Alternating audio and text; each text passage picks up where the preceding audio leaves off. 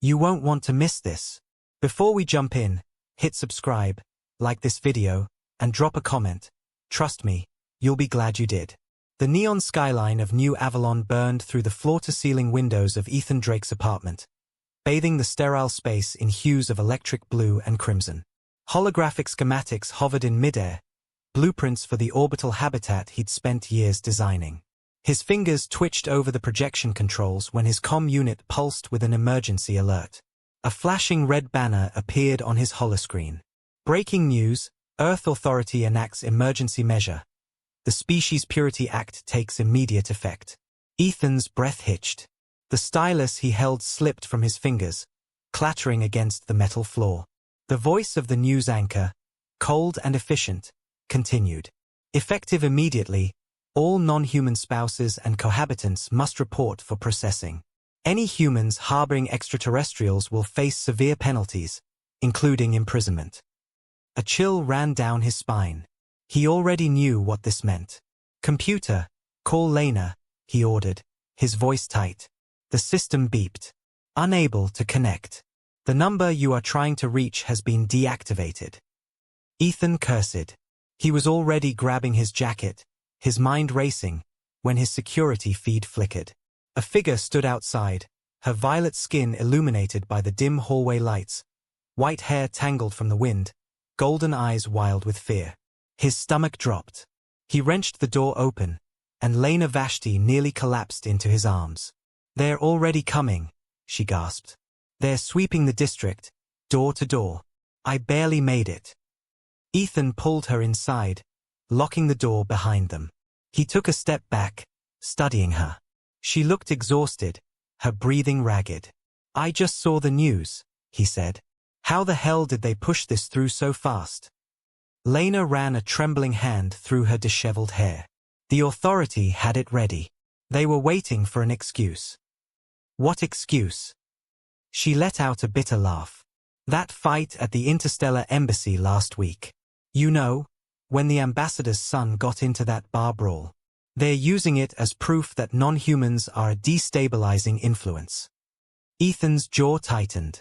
That's ridiculous. It was a drunken fight, nothing more.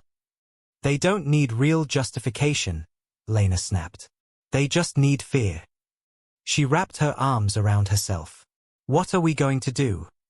Ethan exhaled sharply, running a hand through his hair. We'll figure something out.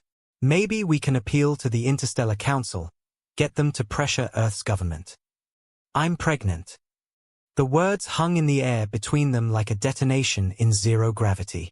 Ethan felt his pulse roar in his ears. His hands tightened at his sides. What? I found out 3 days ago, Lena whispered. I was waiting for the right time to tell you. She let out a strained chuckle. Guess this is it. Ethan's mind was already racing through the implications. The law didn't just target alien spouses, it would target their child. A child born of both human and alien genetics would be seen as an abomination by the extremists who had been pushing this law forward for years. His body moved before his mind caught up. He stepped toward her, placing his hands on her arms. Can you go back to Vashara? He asked, his voice urgent. Just for now? Until I can find a way to fight this. Lena shook her head. I can't, Ethan. My body has adapted too much to Earth's gravity. Carrying a hybrid child off-world would kill us both. Ethan felt like the air had been sucked from the room. Then they are not taking you, he said firmly. Lena looked at him, her expression pained. You can't just throw your life away for me. Watch me. He turned to his workstation, fingers flying over the security console.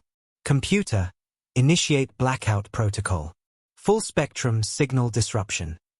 Warning. This will isolate all communications. Do it. Lena exhaled. That buys us a few hours at best. Hours are all we need. Ethan turned back to her, his expression unyielding. Do you trust me? She held his gaze. With my life. Then pack light. Essentials only. He was already pulling a worn military duffel from under his bed. Where are we going? She asked. Ethan zipped the bag. I have contacts. People who operate outside the system. Lena raised a brow. Criminals. He slung the bag over his shoulder. Freedom fighters, depending on your perspective. She gave him a wry smile, but there was steel in her voice. I didn't just sign up for you, Ethan. I signed up for us. A hover transport whooshed past the window, its antigrave engines humming against the glass. Outside, the city moved on, oblivious. But beneath its surface, a war had begun. And they were already fugitives. As Lena hastily packed, Ethan's mind drifted back to the day they first met. Months ago, aboard Station Alios, when everything had felt simpler. He had been overseeing the installation of new quantum stabilizers for the station's long-range drive when he had literally collided with her in the zero-gravity section. Watch your trajectory, he'd called out, reaching to stabilize himself. His hand had caught her arm, and a sharp tingle shot through his fingertips.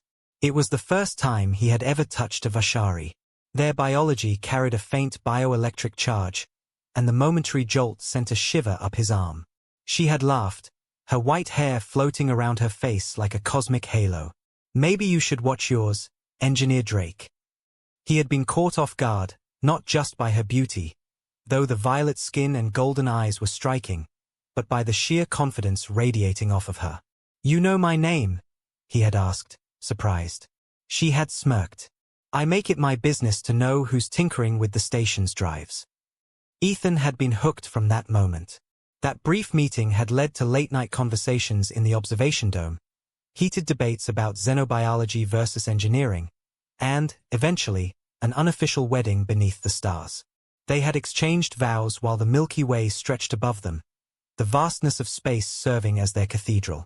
Now, as he watched her shove a handful of belongings into a bag, he felt the ache of all they stood to lose. But he would not lose her.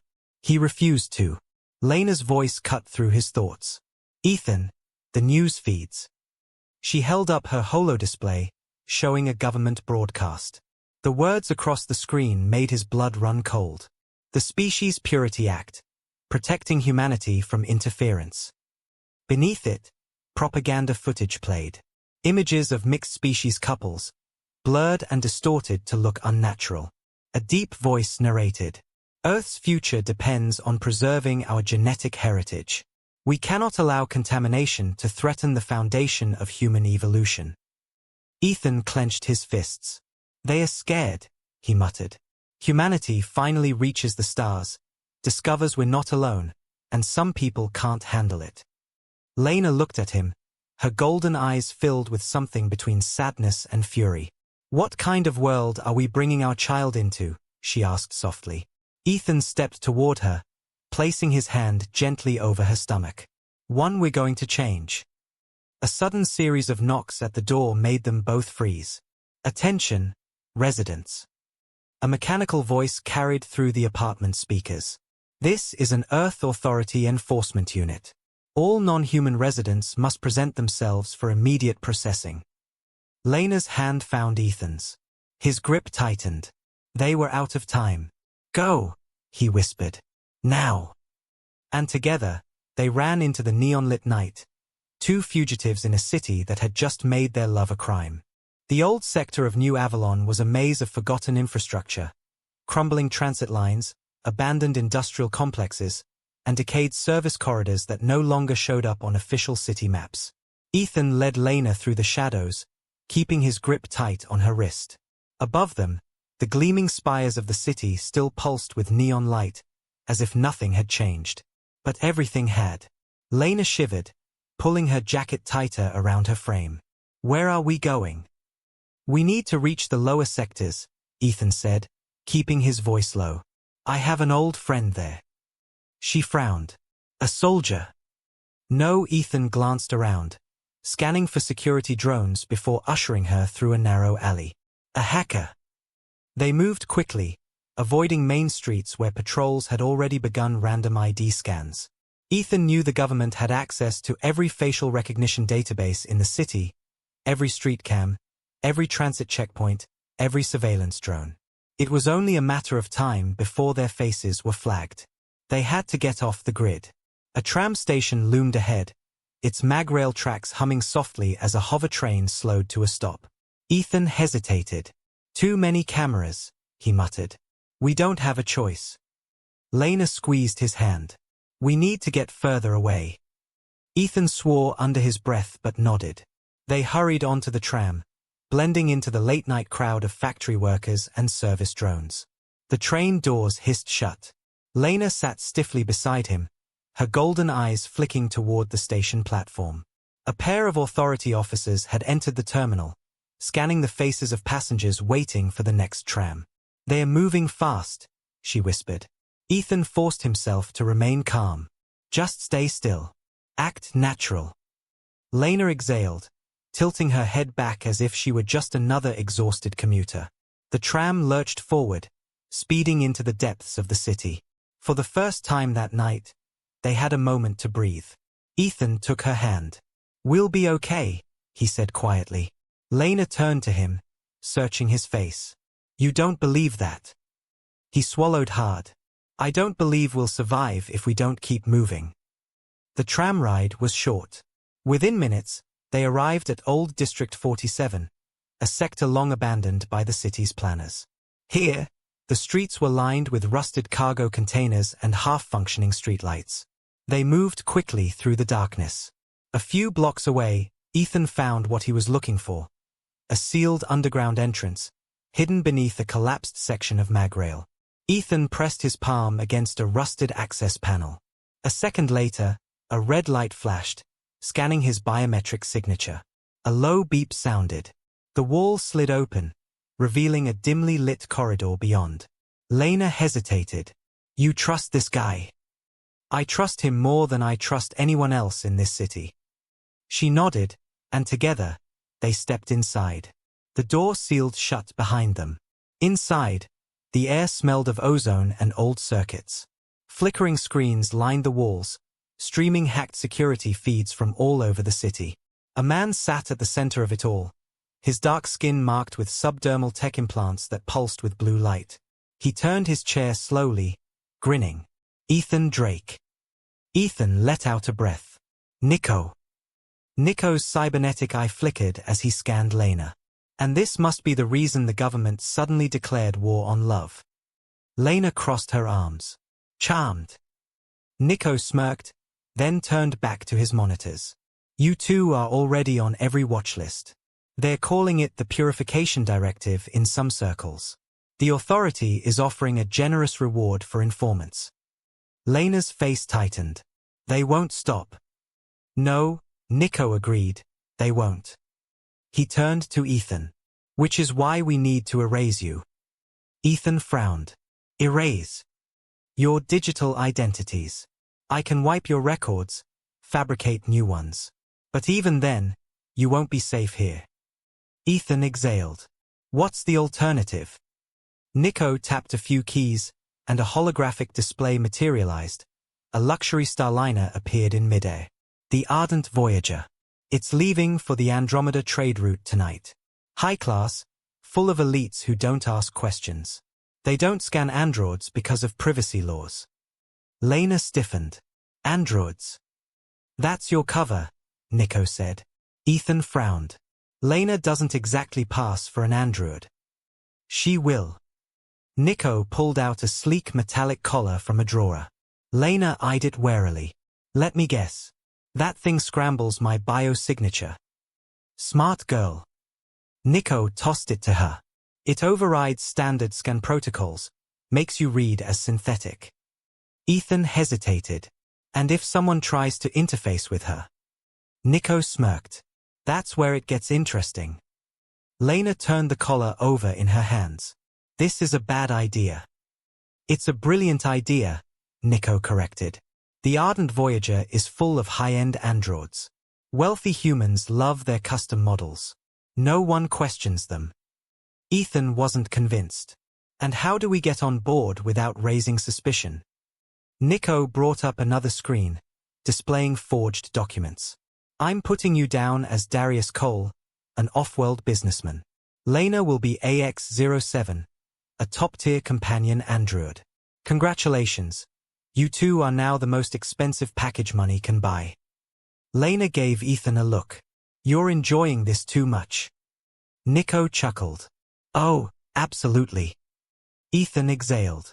And if we get caught? Nico's grin faded. Then I suggest you give the performance of your life.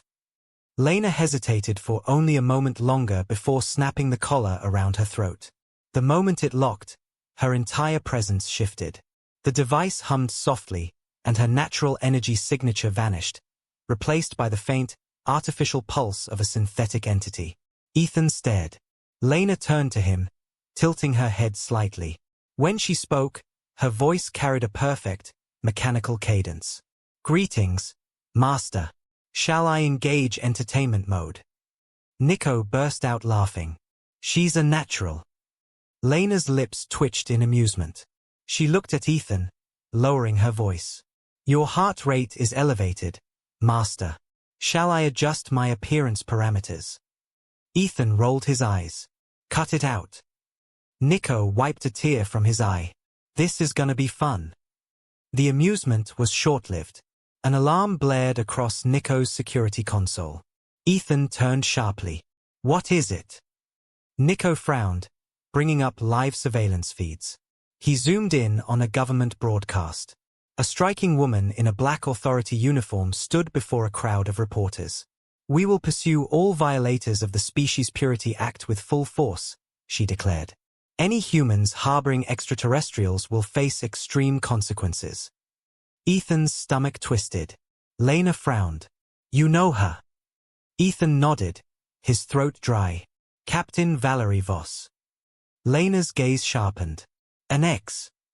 Ethan nodded stiffly. A former squadmate.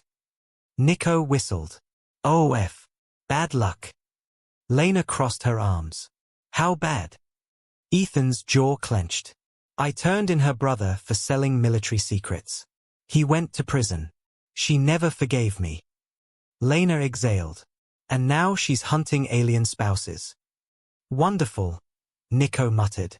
This just got a hell of a lot harder. Ethan took a deep breath. They had to move fast. The Ardent Voyager leaves in 6 hours, Nico said. It's now or never. Ethan turned to Lena. Are you ready for this? Lena lifted her chin, golden eyes fierce. Let's disappear. The new Avalon spaceport loomed ahead, its crystalline dome refracting the artificial sunrise into a dazzling display of shifting colors. The city might have still been asleep, but the spaceport never rested. It was a constant flow of travelers, cargo shipments, and high-profile executives moving between worlds. Ethan kept his grip firm on Lena's wrist as they entered the terminal, his heart hammering in his chest. Everywhere, security drones hovered overhead, their scanners sweeping the crowd for fugitives. Armed guards patrolled the concourse in pairs, their visors displaying real-time biosignatures of passing travelers. If even one of those scans picked up Lena's Vashari DNA, it was over. Lena walked beside him, her posture perfectly poised, her movements deliberate.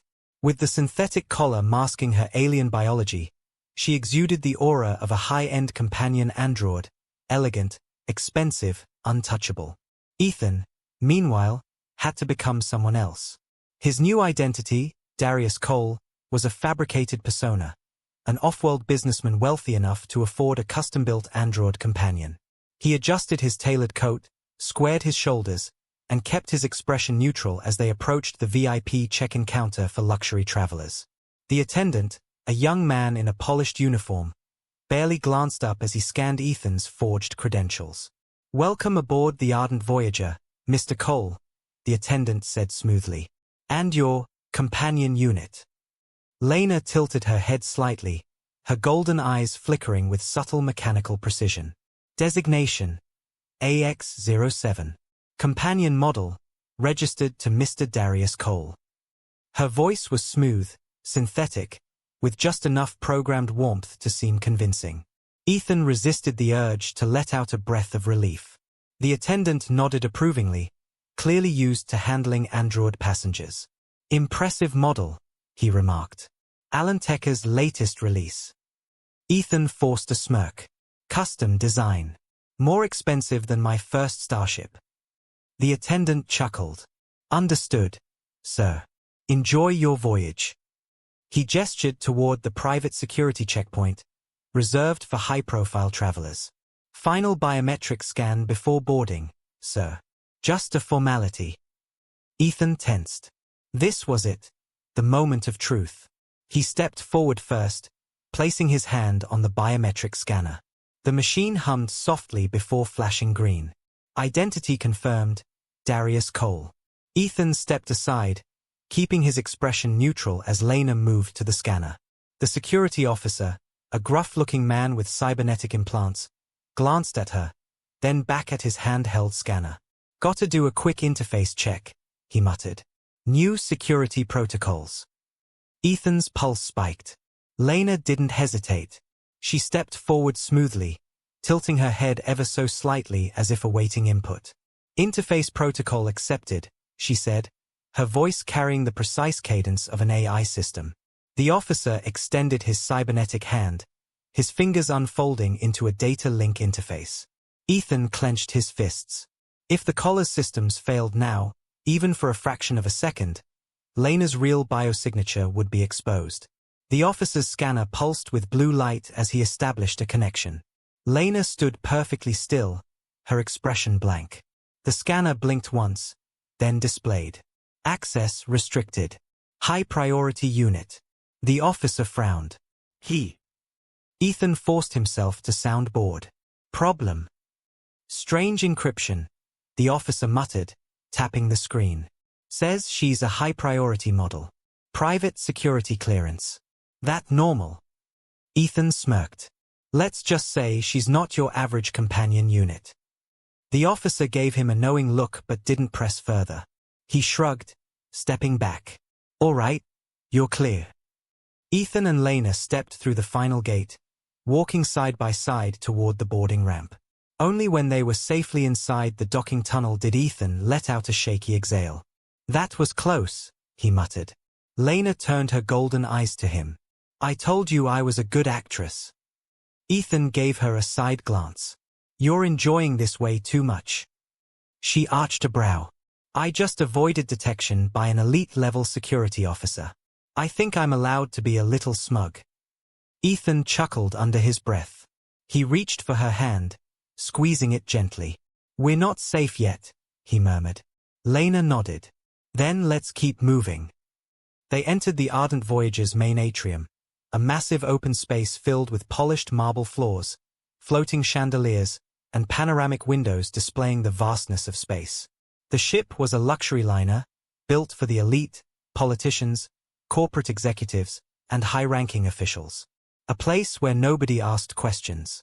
They navigated through the crowds of elegantly dressed travelers, heading toward their private cabin. Ethan had paid extra for complete privacy, no security scans, no automatic check-ins, no AI assistance. The moment the door sealed shut behind them, Ethan exhaled. Lena pulled off the synthetic collar, rubbing her neck. That thing itches. Ethan smirked. At least it works. Lena turned to him, her expression more serious now. How long do you think we have before someone figures out we're here? Ethan ran a hand through his hair. The ship's going to clear orbit in less than an hour. Once we enter hyperlight travel, we'll be out of Earth's jurisdiction. That gives us some time. Lena sat down on the edge of the bed, her fingers fidgeting with the collar. This doesn't feel real, she admitted. Just a few hours ago, we were hiding in an alley, running for our lives. Now we're on a luxury ship, pretending to be part of the wealthy elite. Ethan sat beside her. We're not pretending forever, he said quietly. This is just step one. Lena met his gaze. And what's step two? He hesitated. We find a way to fight back. Lena exhaled.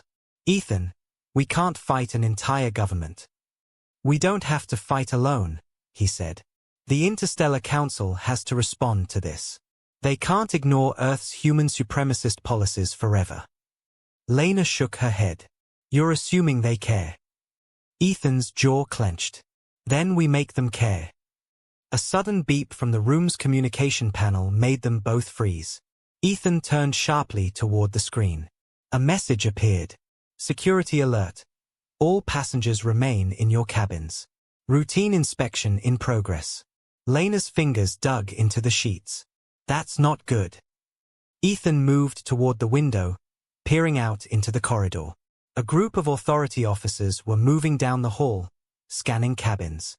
"They're looking for us," he whispered. Lena clenched her fists. "What do we do?" Ethan turned to her, his mind racing. They were out of options. If they were caught, everything was over. But then he saw it, an emergency access hatch near the ceiling. A maintenance passageway. "Come on," he whispered. "We're not getting caught. Not today." Lena followed his gaze, her eyes widening. Without another word, Ethan grabbed their bags and climbed onto the bed, reaching for the access panel. He turned back to Lena. "Ready?" She took a deep breath, then nodded. Ethan pushed open the hatch, and together, they disappeared into the ship's hidden corridors, just as the officers reached their door. The air ducts above the luxury suite were narrow, but Ethan had crawled through worse during his military days. The metal was cold beneath his palms as he led the way through the cramped passage. Behind him, Lena followed as quietly as possible, but the subtle scrape of her movements reminded him of just how limited their options were. They could hear the muffled voices of authority officers below, their boots thudding against the floor of the suite. Passenger Darius Cole. Companion Unit AX-07. No response. Initiating override scan. Lena sucked in a breath. Ethan knew what she was thinking. The synthetic collar was good, but it wasn't impervious. If they initiated a deep scan, Lena's real Vashari biology would be exposed. They had seconds before the officers realized they were missing. Ethan pushed forward. The vent split into two paths, one leading toward the cargo bay, the other toward engineering. He hesitated for only a second before choosing the engineering deck. The cargo bay would be too heavily monitored for contraband scans, but engineering was filled with blind spots, forgotten maintenance tunnels, and, if they were lucky, access to the ship's escape systems. Lena followed without hesitation. The two crawled through the passage for what felt like an eternity before Ethan spotted a maintenance hatch ahead. He pressed his ear to the metal. No movement. He slowly unlatched the panel and pushed it open, emerging into a dimly lit service corridor filled with exposed pipes and humming machinery. Lena slipped out behind him, landing lightly on her feet. She yanked off the synthetic collar, rubbing her neck. "Where now?" she whispered. Ethan exhaled, adjusting his grip on their duffel bag. "We need to get to the shuttle bay. There's no way this ship doesn't have escape pods." Lena frowned. "You want us to abandon the ship? If they find us here, we're trapped," he said. "They'll take you, Lena. And I'm not letting that happen." Lena clenched her jaw but nodded. "All right, let's move." They slipped into the industrial corridors, ducking beneath pipelines and avoiding the few maintenance workers that were still on shift. These lower levels were nearly deserted, no luxury passengers, no guards, just the hum of the ship's life support systems. For the first time since they'd boarded, Ethan felt hope. Maybe, just maybe, they had a chance. Then the alarm sounded. A siren blared across the ship, followed by a cold, mechanical voice. "Attention! Unauthorized passengers detected. Security teams have been deployed." Lena's golden eyes widened. "They know." Ethan swore under his breath. They must have traced the missing bodies from the suite. Footsteps echoed from down the corridor. "Move!" Ethan grabbed Lena's hand, pulling her forward. They ran. The hallways blurred as they sprinted past engine control rooms, narrow stairwells, and storage bays. Ethan's military instincts kicked in, mapping potential escape routes in real time.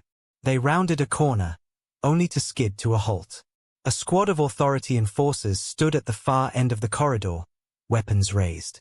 Ethan shoved Lena behind a stack of cargo crates just as the first energy blasts scorched the air where they had been standing. "Damn it!" Ethan growled. He grabbed his pulse pistol from his belt and fired back, forcing the enforcers to scatter. Lena yanked open a side hatch, revealing another service tunnel. "In here!" she shouted. Ethan fired one last shot, then ducked inside after her, slamming the hatch shut. The passage was cramped and narrow, the walls vibrating with the ship's engines. "They're going to lock down the lower levels," Lena panted. "We'll be trapped if we don't." Ethan grabbed her shoulders. "Listen to me. We're getting out of here." Lena searched his face. "How?" He took a breath. "We don't need an escape pod." Lena frowned. "What are you talking about?" Ethan gestured to the engineering panel on the wall. "This ship has worker drones, right? Maintenance units." Lena's eyes widened. "You want to hide in a drone capsule?" "Not just hide," Ethan said. "Ride it straight off the ship." The plan was insane. It was reckless. And it was their only chance. Lena hesitated for half a second, then nodded. "All right," she whispered. Ethan pulled open the maintenance panel, revealing the docking clamps for the worker drones. He quickly accessed the control system, overriding the manual protocols. One of the drone pods released from its charging station, its hatch hissing open. Ethan turned to Lena. "Get in." She crawled inside the compact space, pressing herself against the back of the metal interior. Ethan climbed in beside her, squeezing them both into the tiny compartment. He reached up, typing a final override command into the control panel. The hatch sealed shut. Then, a violent jolt shook the capsule as the clamps released. For one terrifying moment, they plummeted downward, gravity pulling them toward the planet below. Then the thrusters engaged, stabilizing their descent. Ethan exhaled, his body tense. Lena's hand found his in the dark. They weren't safe yet, but they were free. The drone pod rocketed away from the ardent Voyager, cutting through the clouds like a falling star. Ethan held his breath as he watched the city lights of New Avalon grow closer. They had escaped. But the fight wasn't over. Lena squeezed his hand. "What now?" Ethan's gaze hardened. "We find the resistance," he said. "And we end this war." The drone descended through the stormy atmosphere, disappearing into the depths of the city. And for the first time in days, Ethan dared to believe in hope.